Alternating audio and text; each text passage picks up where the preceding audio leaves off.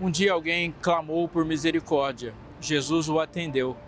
Mas assim que Jesus atende alguém que clama por misericórdia ou que clama por socorro, clama por paz, ele não sai dali cheio de misericórdia, cheio de socorro, cheio de paz. Não é isso que Deus faz. Quando Deus aparece na vida de alguém que clamou por ele, essa pessoa fica cheia dele. Então, aquele que clamou por misericórdia, no final da história é o misericordioso. Aquele que clamou por paz, no final da história, se torna um pacificador. Aquele que clamou por socorro se torna alguém que socorre, porque Deus não faz as coisas e as deixa no meio do caminho. Nós muitas vezes fazemos isso porque o nosso clamor se restringe a só nós. Quando a gente olha para alguém e quer amor de volta, queremos amor para nós. Jesus não, ele quer uma manifestação de amor de volta que seja para ele e para todos os outros. Jesus subiu o monte e disse que felizes não são aqueles apenas que sabem e precisam de misericórdia. Felizes são aqueles que são misericordiosos. Não saia daí, está começando o Fé para hoje.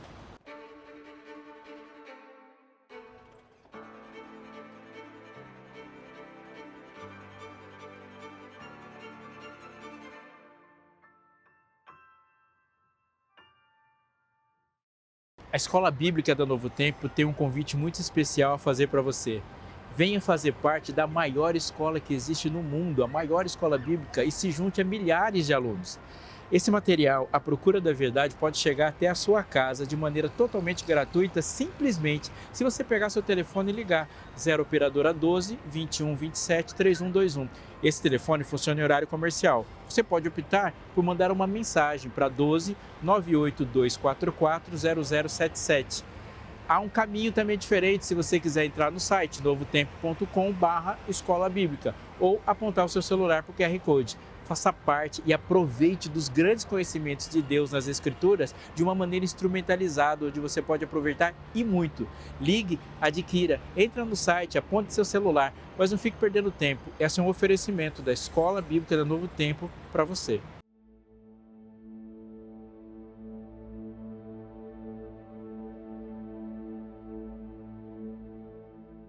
Certa vez, Clayton Christensen, da Escola de Negócios de Harvard, estava com Andy Grove em uma reunião. Andy Grove ajudou a fundar uma grande companhia de computadores e depois ele liderou a empresa por vários anos como CEO e presidente. Nesse dia, eles estavam planejando o lançamento de um novo microprocessador e haviam percebido que tinha uma grande ameaça para a empresa. As duas empresas concorrentes haviam atacado a extremidade inferior do mercado de microprocessadores e estavam vendendo chips muito mais baratos para as empresas que estavam fazendo os computadores básicos, mais domésticos. E eles já tinham conquistado uma grande fatia do mercado e já estavam começando a subir e a empresa de Grove precisava reagir. Nesse dia, nessa reunião, Andrew Grove perguntou: como posso fazer isso? E a resposta foi: você precisa estabelecer uma unidade de negócio diferente e autônoma, que possa e tenha uma estrutura de despesas indiretas diferente da força que você tem nas vendas. Andy respondeu: você é um acadêmico tão ingênuo. Eu lhe perguntei como fazer isso e você me disse o que fazer. Eu sei o que preciso fazer. O que eu não sei é como fazê-lo. O que é verdade para o mundo dos negócios é mais agudo ainda para a vida religiosa. Cristãos adentram o reino de Deus instruídos em sua igreja sobre a santidade que deve ser alcançada e vivida, e um mundo de pecado que deve ser evitado. E em dias de estudo, eles sabem o que fazer e pelo menos conseguem perceber mais do que eles percebiam antes sobre o que não fazer. Mas o que faz esse monte de gente ao redor de nós perder a paz no dia a dia é porque eles não sabem como fazer. Você já deve ter passado por isso, não? Se os cristãos estão perdendo por não saberem como viver a vida no reino de Deus, o mundo então está perdendo muito mais. O Sermão do Monte se destaca de muitos outros discursos no decorrer da história. Um dos óbvios destaques é que ele foi proferido pelo Senhor da história. O outro é que nele Jesus entrega um manual de instalação, de fato, do reino.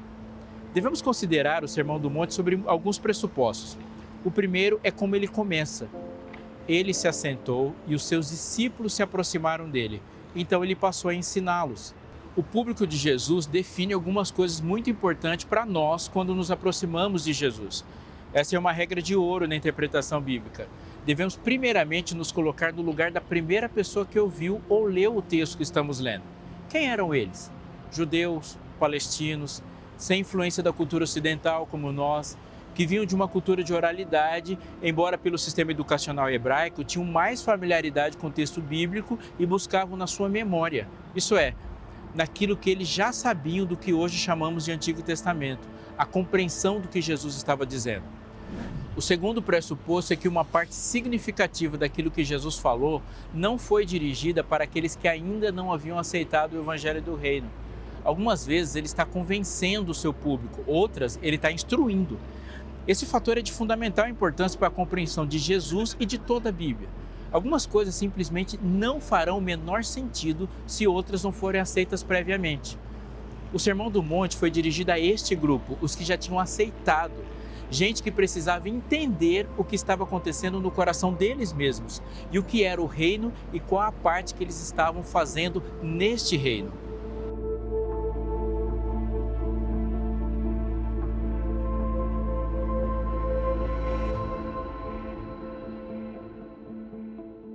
Imagine a seguinte situação: você é um profissional de climatização, trabalha com instalação de ar-condicionado, está fazendo manutenção de aparelhos de uma grande clínica médica.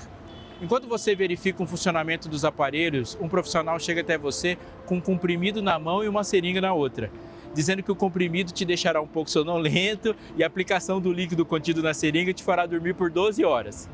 Você vai acordar com alguma dificuldade em falar, com um grande corte nas costas e vai ter que ser medicado contra alguma reação adversa ou rejeição, mas o órgão transplantado para você vai dar uma vida completamente diferente da que você tinha. Tá pensando nisso? No mínimo você diria: eu acho que você se confundiu, doutor, e rejeitaria qualquer procedimento. A reação adequada a essa abordagem se espera de alguém que já há algum tempo está num processo de tratamento, aceitou passar por uma intervenção. Assim, se pensa e deve-se pensar Jesus falando no Sermão do Monte. Jesus passou a ensiná-los. Eles não estão sendo convencidos, eles estão sendo instruídos. E aqui cabe ressaltar um terceiro pressuposto. A justiça nos fará morais, mas nossa moralidade não nos fará justos. Essa sentença, escrita pelo pastor Morris Vanden, deve ser levada muito a sério, porque esse é um tema que ocupa bastante espaço no Novo Testamento. Muitos já se perderam em compreender e aplicar corretamente o que Deus diz em sua palavra através dos profetas. Um exemplo clássico é o pseudo-antagonismo entre Paulo e Tiago sobre graça e lei. Meus irmãos, diz o texto, qual é o proveito se alguém disser que tem fé, mas não tiver obras? Será que essa fé pode salvá-lo? Se um irmão ou irmã estiverem com falta de roupa ou necessitando de alimento diário e onde vocês lhes disser, vão em paz, trate de se aquecer e de se alimentar bem, mas não lhe dão o necessário para o corpo, qual é o proveito disso? Assim também a fé, se não tiver obras, por si só, está morta. Tiago 2, 14 a 17.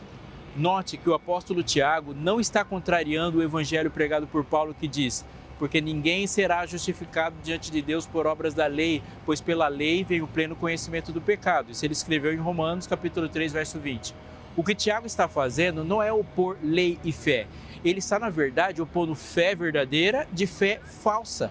A fé verdadeira produz frutos. É reconhecida pelas novas características que ela faz surgir naquele que vive essa fé. A graça tem um objetivo claro e específico. Obras também. A graça muda você e as obras mudam o mundo. Assim brilhe também a luz de vocês diante dos outros, para que vejam as boas obras de vocês, as obras que vocês fazem e glorifiquem o Pai de vocês que está nos céus. Jesus disse isso ao terminar uma parte significativa do Sermão do Monte em Mateus 5,16.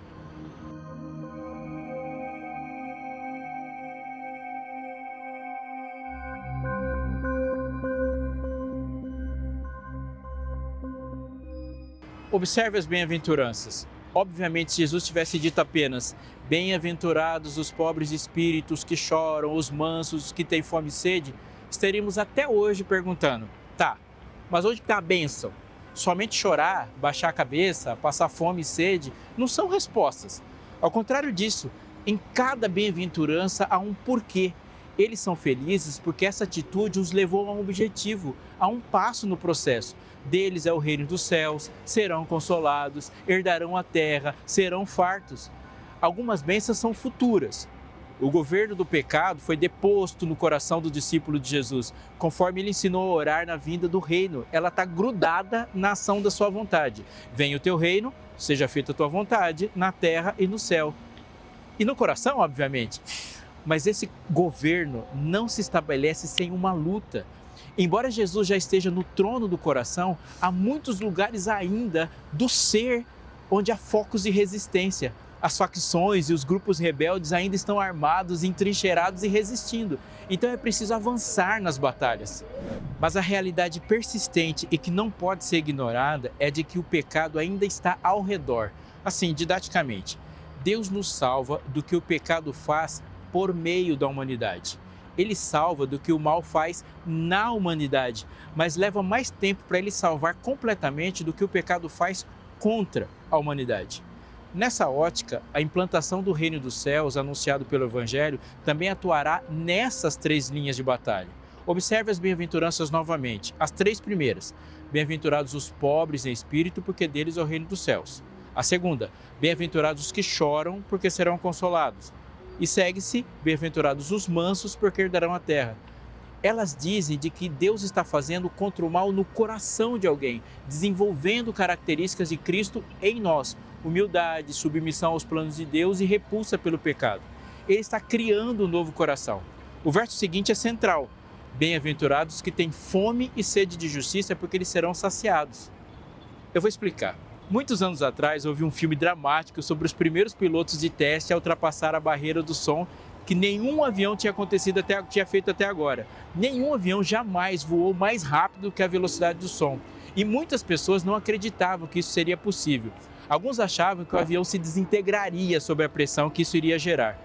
No filme, por vários momentos, os pilotos tentam voar até que alguém tenta alcançar e, de fato, com efetividade, um número mágico de 1.182 km por hora.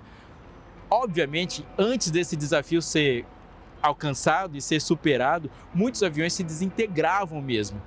E havia uma imensa vibração em toda a estrutura do avião. Parecia que os controles de navegação, eles começavam a trabalhar de forma inadequada e que não deixava aquilo que eles queriam que acontecesse, de fato acontecesse. Enfim, por fim, no ponto culminante do filme, um piloto de teste descobre o que fazer. Parece que quando o avião ultrapassava a barreira do som, os controles começavam a operar no sentido inverso e o ato de puxar o manche para levantar o nariz do avião, ele só dava certo se eles fizessem o contrário, ou seja, eles empurravam o manche para baixo e o negócio começou a dar certo. E esse piloto muito audacioso voou na mesma velocidade dos outros e no momento mais crítico, em vez de puxar o manche para trás, ele empurrou para frente. Isso em geral fazia o avião mergulhar, mas o palpite dele estava certo. O nariz do avião se levantou e com isso o avião continuou a voar rápido e livre e mais rápido do que qualquer outro tinha voado. Mesmo que o relato do filme não seja assim tão historicamente preciso, o filme traz um relato preciso sobre o que o reino de Deus faz no coração. Ele inverte as vontades. A fome e a sede agora são de justiça. Nesse momento, as bem-aventuranças tomam uma nova dimensão. Você percebe a progressão. Primeiro Deus age por mim, depois ele age em mim e agora ele vai agir através de mim. Não uma atitude de fé inútil, onde o crente agora lamenta o fato de ele ser santo e o mundo não ser. Nem tampouco uma fé infantilizada e alienante, onde tudo que Deus fará em favor da humanidade está num ponto longe no futuro. Também não é uma fé omissa, onde o discípulo se isola, se separa e vive como Nero, tocando harpa enquanto o mundo queima. Ele agora age no mundo. Voltando a Morris Vanden, não devemos descartar a moralidade. Precisamos, porém, compreendê-la apropriadamente. Moralidade é resultado da justificação, não é a causa da justificação. Nunca será uma causa. O cristão genuíno será uma pessoa moral. Ao buscar genuína justiça, jamais precisaremos temer que a moralidade fique de fora. É possível ter bondade exterior somente, mas nunca é possível ter bondade interna sozinha. Quando o coração é mudado, o resultado inevitável será uma mudança de comportamento. A justificação sempre fará você moral. Nem todas as bênçãos são para o futuro nas bem-aventuranças. Deles é o reino. Os bem-aventurados desfrutam de uma certeza poderosa de aceitação, salvação e filiação. e somente isso os possibilita fazer ações corretas pelas motivações corretas. Eles não trocaram o palácio do mundo pelo palácio do céu, como se o evangelho mudasse apenas a geografia dos seus sonhos. O evangelho mudou os seus sonhos. Eles buscam a glória de Deus porque amam essa glória e buscam a justiça porque amam essa justiça.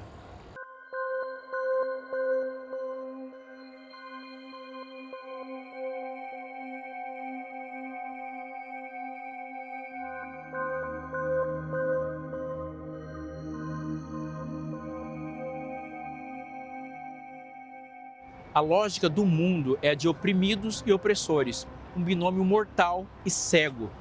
Não há muito espaço para uma visão mais ampliada dentro dos corações governados por essa lógica carnal. Um grupo de pessoas, por exemplo, tem colocado sua habilidade, coragem e energia para lutar contra a pobreza, mas a maioria esmagadora das pessoas hoje está lutando contra o fato de serem pobres. A mesma coisa pode-se dizer de muitos outros males que afetam as pessoas no mundo. Muitos oprimidos, lá no fundo, mesmo inconscientemente, eles não são contra a opressão. Eles são contra o fato de não estarem oprimindo e querem mudar o seu lugar na mesa, pura e simplesmente. Esse tipo de pensamento alimenta o mal que aflige todo mundo, porque a crueldade do mundo é nutrida pelos nossos desejos egoístas travestidos de bondade. Aqui entra Jesus de sola nas nossas lógicas suicidas quando ele diz: bem-aventurados os misericordiosos, porque alcançarão misericórdia. Não é alguém feliz porque está clamando por misericórdia. Não é alguém feliz simplesmente porque tem algumas atitudes de misericórdia. É alguém feliz porque é misericordioso. Os misericordiosos pensam de forma misericordiosa. A vida deles é organizada de forma misericordiosa. Esse é um traço da identidade deles. Não é uma ação pontual, circunstancial.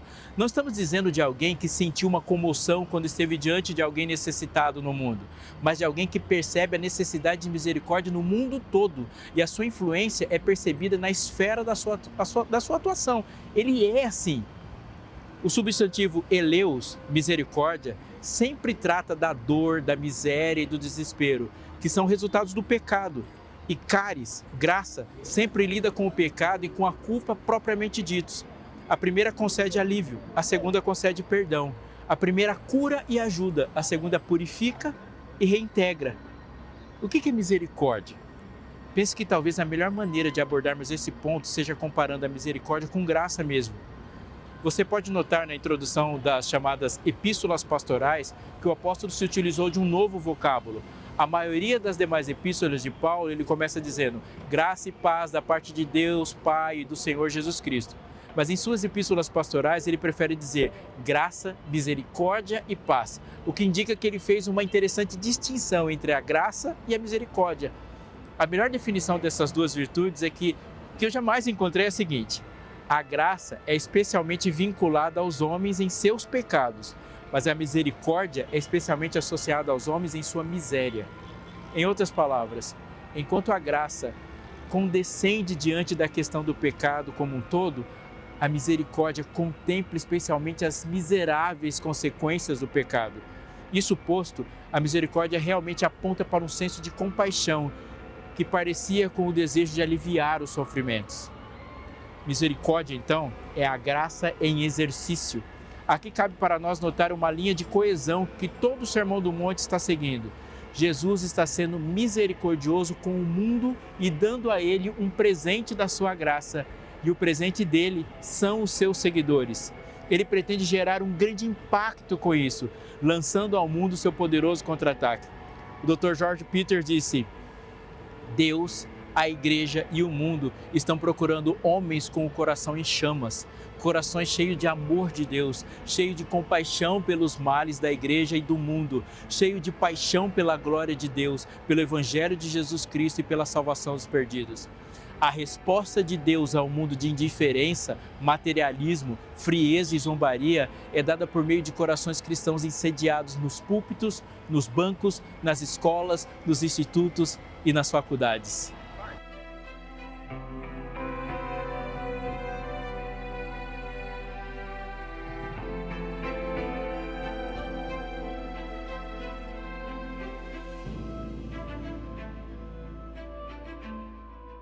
Tal como a justiça, a misericórdia é multidimensional.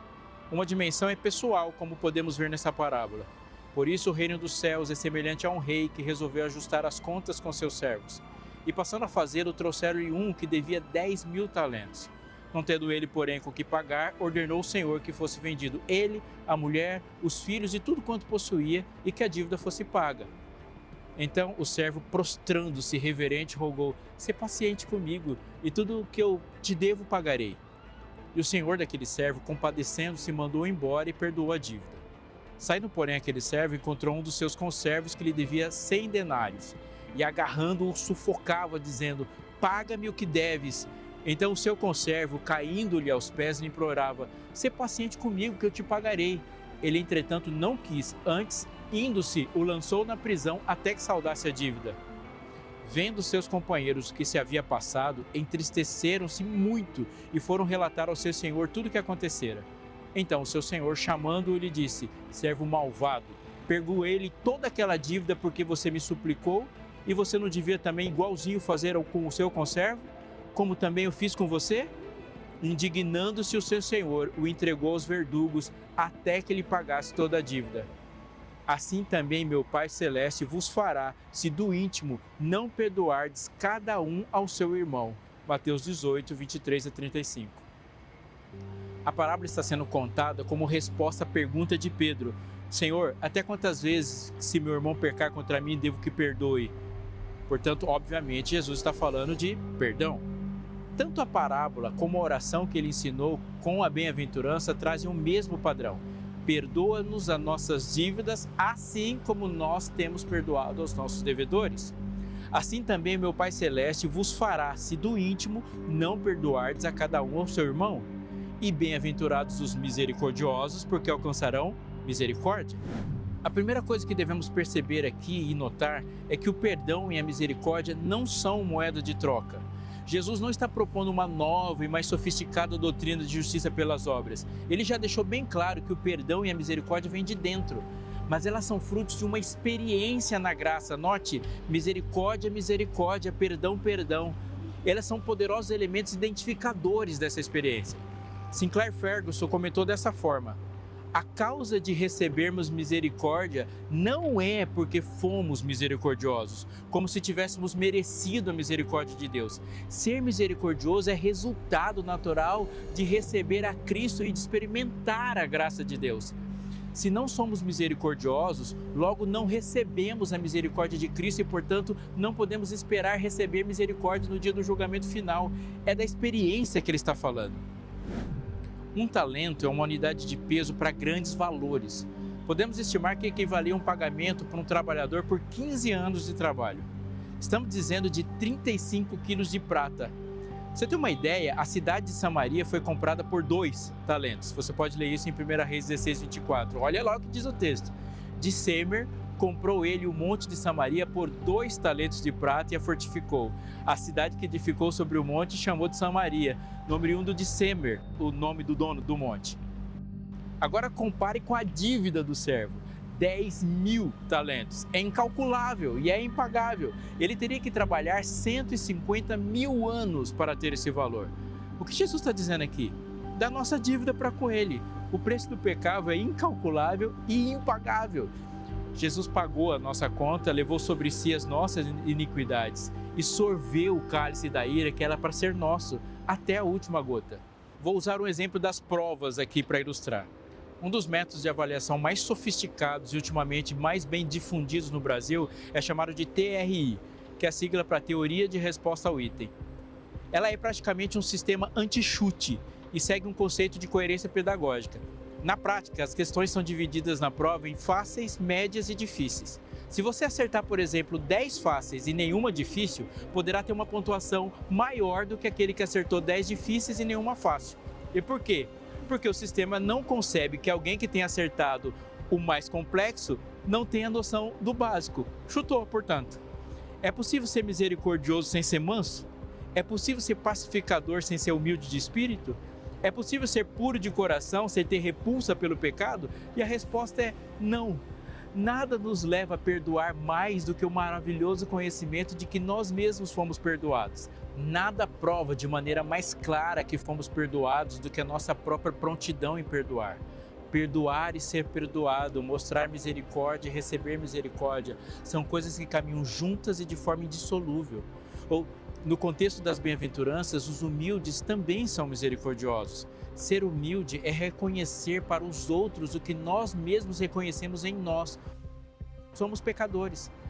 Ser misericordioso é ter compaixão dos outros, pois eles, como nós, também são pecadores.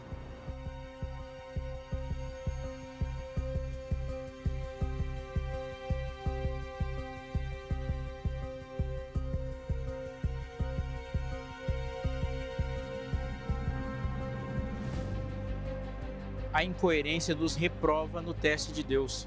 O desafio da misericórdia é agir como Deus com respeito aos pecados que as pessoas cometem contra nós. Somente os pobres de espírito, os que choraram em repulsa pelo pecado e os mansos podem ser misericordiosos. Aliás, podem ser qualquer coisa boa no reino de Deus. A parábola nos diz também que a misericórdia tem custo. A misericórdia de Deus para conosco foi caríssima, custou o sangue do seu Filho. Não podemos nos iludir que misericórdia é o que fazemos com os resíduos de bondade e perdão do nosso coração. Perdoar é pagar. Observe que Jesus disse que o misericordioso alcançará a misericórdia. Misericórdia e não status. Boa posição social, uma boa imagem entre os pares, um bom currículo ou um bom título. Ele alcançará misericórdia. O teste de genuinidade, de legitimidade da misericórdia é o quanto ela tem custado. Certo homem descia de Jerusalém para Jericó e veio a cair em mãos dos salteadores. Essa é a parábola do samaritano. E ela continua dizendo, os quais depois de tudo te roubarem dele e causarem muitos ferimentos, retiraram-se deixando ele semi-morto. Casualmente descia um sacerdote por aquele mesmo caminho e vendo-o passou de largo. Semelhantemente um levita descia por aquele lugar e vendo também passou de largo. Até apareceu um samaritano que seguiu o seu caminho, passou-lhe perto e vendo, compadeceu-se do homem. E chegando-se, pensou-se-lhe os ferimentos, aplicando-lhes óleo e vinho e colocando-o sobre o seu próprio animal, levou-o para uma hospedaria e tratou dele.